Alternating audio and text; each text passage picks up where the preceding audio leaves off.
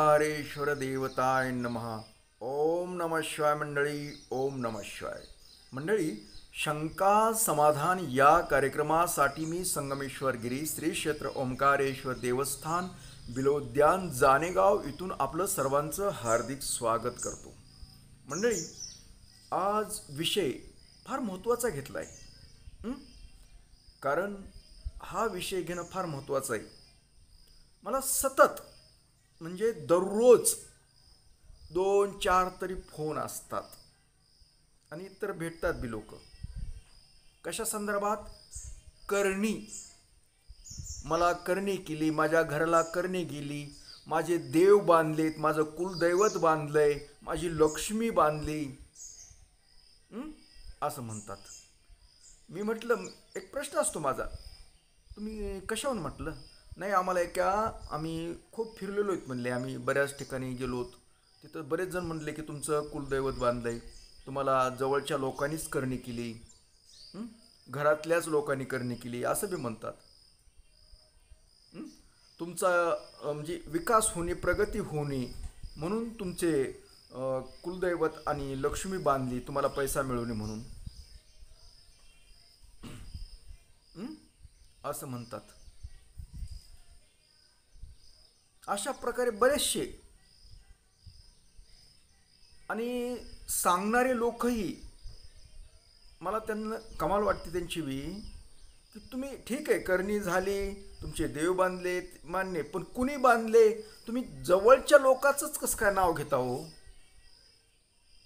नातलागानीच केलं असं, ठीक आहे, भावकी उन्याची वाटेकरी असते, जुनी भावकीतील लोकांनी केलं असेल असं ठीक आहे पण तुम्ही डायरेक्ट असं घरातले, म्हणजे त्या मनामध्ये, त्या माणसाच्या मनामध्ये संशय निर्माण करतात. मग नसलेली, कुणी म्हणतं सासूनच केलं डायरेक्ट म्हणतं, कुणी म्हणतं सासरीनं केलं, कुणी म्हणतं काही म्हणतो. बरं, हे म्हणणारी लोक असे अनपड वगैरे काही नाही तो. तुम्ही म्हणता की खेड्यातले, आमच्या खेड्यातले नाहीत असले, अगर हे जवळपास खेड्यातले नाहीत लोक बोलत असं. ही लोक असं म्हणतात शहरामधली, आणि त्यातली त्यात पुणे मुंबई जास्त प्रमाण.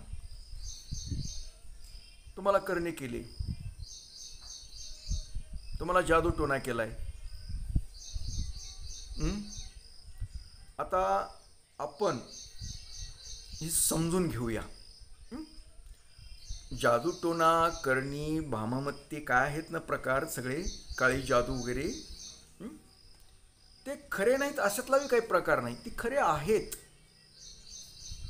तसे करतात लोक खोड्यावी, परंतु बऱ्याच वेळेस ते खरं नसतं. बऱ्याच म्हणजे जास्तीत जास्त वेळा खरं नसतं, ते क्वचित असतं कदाचित. आता बरेचसे लोक काय करतात, पैसे घेतात. तू कोणीतरी म्हणतं की मला ही लई त्रास देतो, मला ह्याच्यावर करणी करायची, मग त्याच्याकडून पैसे घेतात. बरं, खूप काही कमी जास्त नसतात त्यांचे, लई रेंज जास्त आहे त्यांची, 10,000च्या पुढेच रेंज असते त्याची करून देण्यासाठी. आणि प्रकार काय होतो, जी करणारी व्यक्ती आहे त्या समोरच्या व्यक्तीचं डिटेल घेते, म्हणजे पत्ता, नाव, गाव, फोटो सर्व घेते, आणि मग तिला त्रास होण्यासाठी काय आयडिया करते, ही करणे ती काय करीत प्रोसेस करते का नाही ते मला माहीत नाही, परंतु त्याच्या पुढचं काय करू शकते ती. समजा त्या व्यक्तीनं मला करणी करायची, समजा मला काहीतरी करायचं म्हणून त्यानं घेतले एका व्यक्तीकडून पैसे समजा. मग मला त्रास कसा होऊ शकतो, की बऱ्याच वेळेस आपल्याला म्हणजे अडचण काहीतरी होतात, काही नुकसान होतं, काहीतरी होतं ते सहज होतं.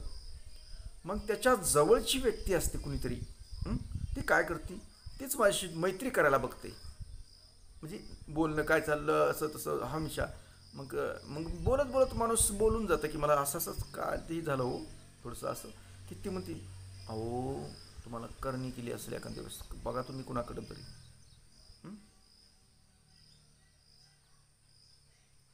मग ते मी समजा म्हणलं की काही खरं नसतं तसलं, मग पण ती सतत सतत बोलतं. मग कुणी ना कुणी तेच तेच तेच त्याला परत परत बोलतं. म्हणजे मला समजा म्हणायला, तुम्हाला करणीच केली, तुम्हाला जादूटोनाच केलाय, तुमचे देवच बांधले, सारखं सारखं सारखं सारखं जर म्हणत गेलो ना ते सारखं, आणि कुठं काहीतरी आपल्याला झालं नुकसान, की आपल्याला शंका येते, अरे खरंच का केली असेल, खरंच का केली असेल. जर कुठल्याही व्यक्तीला तुम्ही सतत सतत तेच ते तेच ते तेच ते त्याच्या मनावर जर आपण ठासलं गेलं, तर त्या मनाला तसं वाटतं आणि तसं चलतं, त्याचं मन निगेटिव्ह होतं. त्याला वाटतंच की नक्कीच झालंय. कारण आता घरातील एखादी मुलगा असेल अथवा सून कुणी, तिला वेड काय येडीस तू, वेडेस तू, येडे, तुला काही कळतच नाही, तुला काही कळतच नाही, सारखं सारखं जर मुलांना अथवा ह्यांना जर म्हणत गेलोत ना आपण, तर त्यांना वाटतं खरंच आपण येडे तर नसावे, हे सारखं सारखं म्हणतात म्हणजे असू शकतं काहीतरी. मग त्याचं मन तशा पद्धतीनं काम करायला चालू करतो. कुठलीही गोष्ट आपल्या मनावर सतत सतत जर तुम्ही टाकत गेलात, कुणी म्हणत गेलं आपल्या मनावर, तर तसं मन काम करायला लागतं. तुम्ही येडे नसताना सुद्धा तुम्ही येडे होऊ शकतात. जर एखाद्यानं येडं ठरवलं, ठरवलं म्हणजे त्याला सतत बोलत गेलं आणि त्यानं मनावर जर घेतलं, तर ते नक्कीच येडं होतं, नक्कीच 100% होतं. अगर त्याला करणीवादच झाली झाली झाली झाली झाली असं सारखं जर प्रत्येक वेळेस कुठं, आणि त्याच्या मनात एकदा फिट बसलं की आपल्याला खरंच हे असं असं झालंय, तर ते त्या पद्धतीनंच वागू लागतं. त्यानं मनावर घेतलं ना, आतल्या मनानं घेतलं ते, तर ते करतं तसं. हा एक प्रकार आहे असा.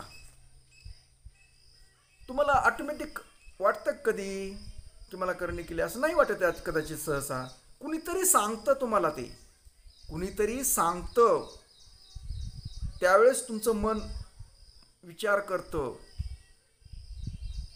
सतत सतत तेच तेच, आणि तुम्हाला तसं होतं. बघा, लक्षात आणा तुम्ही, हे सगळे मनावरले परिणाम आहेत. वास्तविक काही खरं नसतं ते. आणि आणि समाजामध्ये कसं आहे, वाईट वाईट गोष्टी फार कॅप्चर असं करतात लोक, घेतात बी. एखादं वाईट शिवी द्यायची असेल तर लेकराला, तर शिकवावं लागत नाही. एकदा ऐकलं की फेट्टे बसतं त्याच्या डोक्यात, बरोबर म्हणतं तुझ्या मायला, काही म्हणतं माई काहीतरी शिवी. म्हणजे त्याला न शिकवता गोष्टी, ही वाईट गोष्टी न शिकवता घडतात. नुसतं एकदा सांगितलं की पटकन लक्षात राहतं, त्याची मेमरी कॅप्चर कर. कारण वाईटला लय भाव आहे, चांगलं नाही लक्षात येत आपल्या.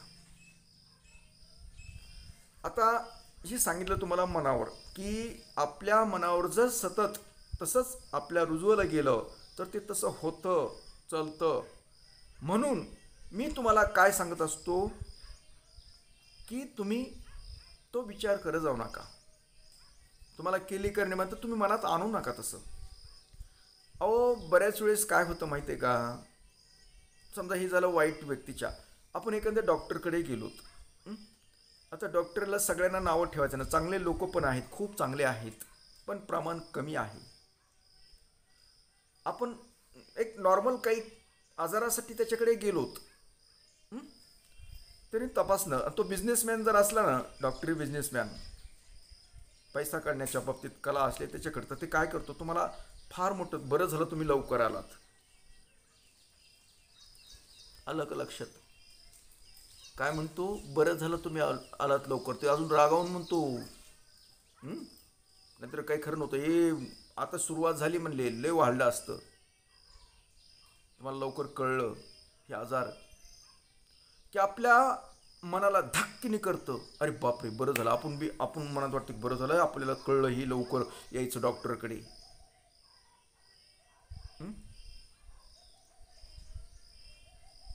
हे म्हणजे आपल्या मनावर ही जी बाह्य गोष्टी आहेत ना, ते परिणाम करतात.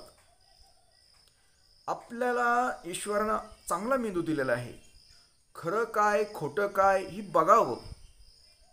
उगाच कुणीतरी काही म्हटलं की त्याच्या नादी लागू नये. आणि जग असंच आहे, तुम्हाला सतत टेन्शनमध्ये ठेवणारं, सतत टेन्शनमध्ये ठेवणार. आता मध्ये मध्ये काय झालं, आता ते कंपनीचं असेल, कुठल्या कह्याचं काय असेल, मला आपण त्याच्यावर एवढं बोलू शकत नाहीत.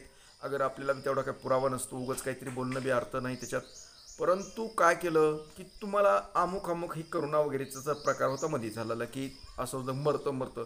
लोकांना खरंच ते तसं झालं की हो. काही लोकांनी ते कॅप्चर केलं, काही धट होते ते नाहीत मेले, पण त्यांनी खरंच करोना झाला की मरतच ही त्यांच्या डोक्यात फिट्ट बसलं. कारण का बसलं, ही जाहिराती लोक म्हणजे टी व्ही बातम्या, अमुक अमुक इतक्या ठिकाणी गेले, तितक्या ठिकाणी गेले, अमुक तमुक, ही जी सतत मारा आपल्या डोक्यावर झाला, समाजावर झाला, त्यातील समाजातील काही कमकुवत व्यक्ती वर गेल्या फक्त भीतीपोटी. त्याचा दुसराही आजार असला तर त्याला करोना झालाय, आणि करोना झाल्यानंतर माणूस वाचू शकत नाही, ते मरतं, ही त्याच्या मनावर फिट बसलं आणि ते गेले तसेच. वास्तविक तसं काहीच नव्हतं.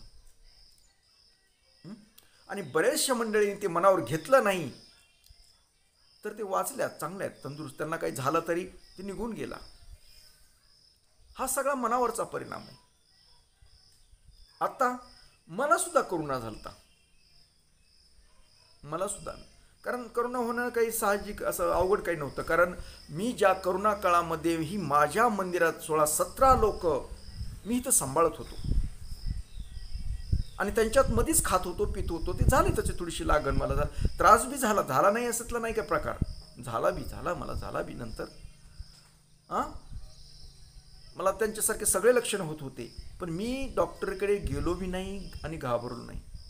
पण नंतर मी दुसऱ्या ह्याच्यासाठी गेल्यानंतर डॉक्टरनी अगर चांगलं तज्ञ म्हणले की तुम्हाला करोना होऊन गेलाय म्हटले. मी घाबरलो नाही. मी आता त्यांच्यापाशी राहत असल्यामुळं काय मला मरण्याची भीती वाटली नाही. जाऊ दे, झालं तर झालं, काय त्याला काय. म्हणजे मी मनावर घेतलं नाही ती गोष्ट. आता मी असे वेगवेगळे उदाहरण सांगतोय तुम्हाला फक्त. पण आता इथं चाललाय, मूळ मुद्दा चाललाय करणी, जादूटोना, अमुक अपयश काय येतं तर तुमचे देव बांधले, कुठं काय कुलदैवत बांधलं वगैरे वगैरे वगैरे काही. तर हे तुमच्या मनावर रुजल्या जातं, सतत सांगितल्या जातं, त्याच्यामुळे तुम्हाला वाटतं. चांगले लोक करतात असं म्हणतात, चांगले लोक पण बोलतात असं. तर मी आता तुम्हाला अमुक आजार आहे, डॉक्टरने सांगितलं, तुम्ही त्या आजाराविषयीच विचार करतात, मग आता माझं काही खरं नाही. आता शुगरच्या बाबतीत सांगितलं तर शुगर ही जन्मात बरं राहते, कधीच ती म्हणजे त्याच्यावर उपाय नाही वगैरे. एकदा माणसाला मनावर घेतलं की ते तसंच विचार करतं. आहे, मान्य आहे तुम्हाला, बीपी झाला, कॅन्सर झाला वगैरे वगैरे. तुम्ही ज्या वेळेस अशा गोष्टी मनावर अति घेतात त्यावेळेस त्याचा त्रास होतो जास्त. जेवढ्या गोष्टी तुम्ही मनावर अति घेतात असेल तुम्हाला, पण तुम्ही एवढं मनावर घेऊ नका त्या गोष्टीचं. सतत जर बोलत गेलं तर ते आपण सतत ऐकत गेलो तर ते आपल्या मनात काम करतं, त्या पद्धतीनं शरीर काम करतं तसं. तुम्हाला अजून एक सांगू का, साप चावल्यानं माणूस शक्यतो मरत नाही. उपचार लवकर झाले, थोडं होतं बेशुद्ध पडेल, अमुक होईल तमुक होईल. उपचार केले तर ते वाचू शकतं, काही होत नाही त्याला. विषाचा परिणाम होतो शरीरावर विष गेल्यानंतर, परंतु ते वाचू शकतं. तो जर धिट्टा असेल ना माणूस तर तो वाचू शकतो. परंतु ज्याला का साप ही चावला नाही, त्याला नुसतं टच गेला आणि त्याला साप चावला असा भास झाला मनामध्ये, जर आलं त्याच्या मनामध्ये आपल्याला साप चावला आणि साप चावल्यानंतर माणूस मरतो, ही जर त्यानं मनावर घेतलं तर तो माणूस मरतो. माणूस मरतो न चावता सुद्धा, फक्त भीतीनं.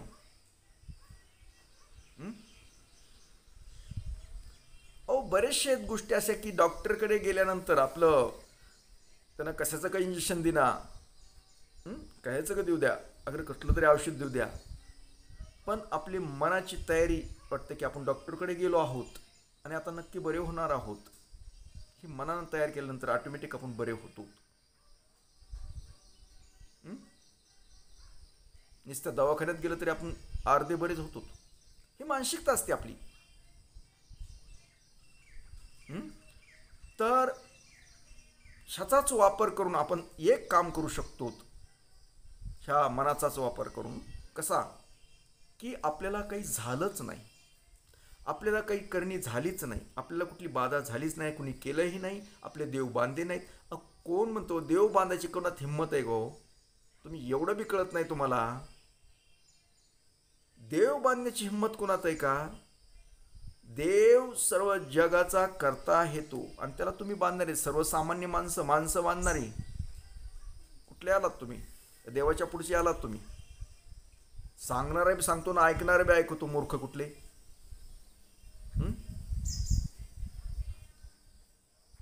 पटतं तरी कसं हो तुम्हाला? तुमचे देव बांधले, तुमचं कुलदैवत बांधलं. अहो असं बांधणारा कोण आहे एवढा देवाच्या पुढचा? अगर कुलदैवताच्या एकटा मोठा.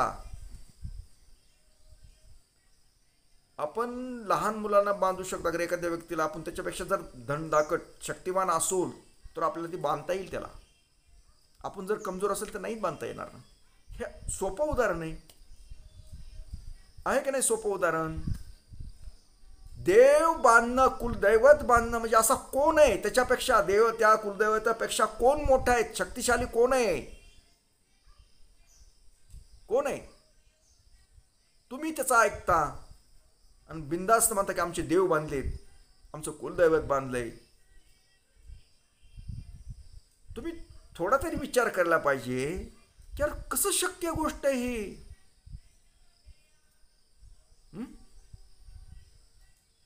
आपल्याला पटायसारखी गोष्ट तुम्ही कसं काय तुम्ही मनावर घेता हेच मला कळत नाही.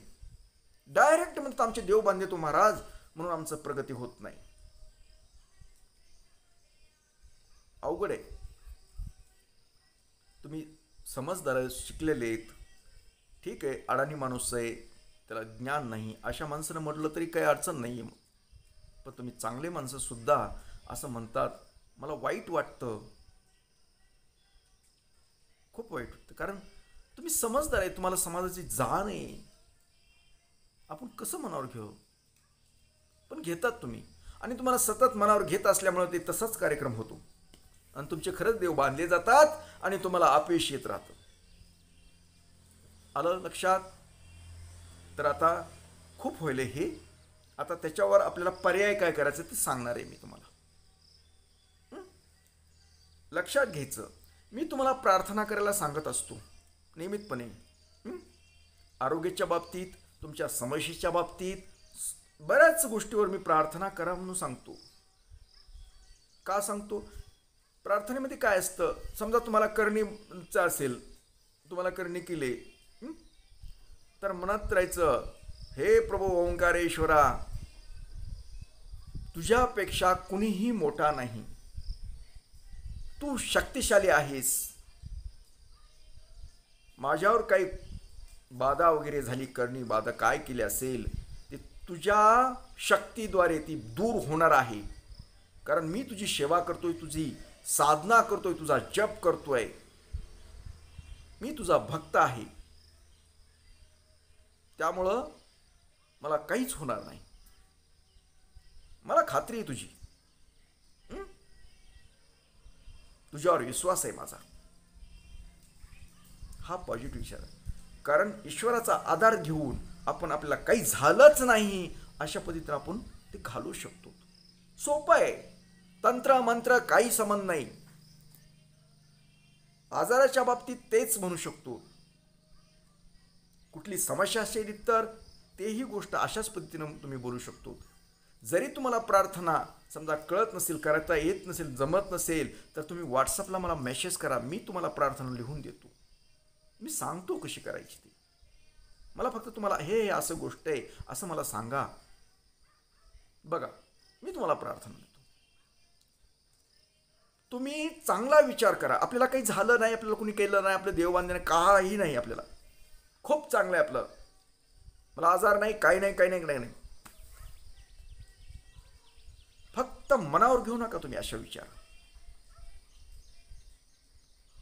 मी तुमच्यासाठी दररोज बोंबलतोय, समजावून सांगण्याचा प्रयत्न करतोय. आता तुम्हाला ऐकायचं न ऐकायचं हे तुमचा प्रश्न आहे. कारण पटलं तर तुम्ही ऐकता, नाही पटलं तर नाही ऐकणार. पण मला एक ईश्वरानं ज्ञान दिलंय की खरं काय आहे तेच बोलायचं, खरं काय आहे तेच सांगायचं. हं? लोकांना भ्रमित करायचं नाही.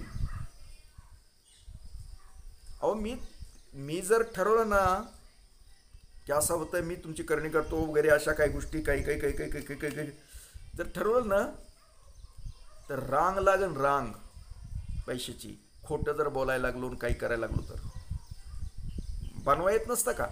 पण आपल्याला ते जमत नाही. म्हणजे काय, मला ते आवडत नाही. अरे बाबा, तुला खोटे नाटे गोष्टी करून तुला करायचंय काय? एक दिवस तुला वरी जायचंय, कशाला नाटकं करायची आहेत आपल्याला? हं? चांगलं म्हणून घ्यायला खूप लागतं. कदाचित तुझा राग येईल लोकांना, पण तू खरंच बोल. तू खरं आहे तेच सांग, सत्य आहे तेच सांग. असू दे, तुला मान सन्मान कुठला काही नाही भेटला तरी चालेल, तो विचार करू नको. पण तू खरं आहे तेच बोलत राहा. तुला त्रास झाला तरी तू खरंच बोल. ही ईश्वरानं दिलेली बुद्धी, मला ती ज्ञान दिलेलं आहे. त्याच्यामुळं मला काही असं अपेक्षा वगैरे कुठल्या गोष्टी नाहीत. मी तुम्हाला खऱ्या गोष्टी सांगतोय तुम्हाला. हं? ते मान्य करा न करा ही तुमचा प्रश्न आहे. बरं असो. मला वाटतं की बराच वेळ झाला आहे, आपला निरोप घेतो.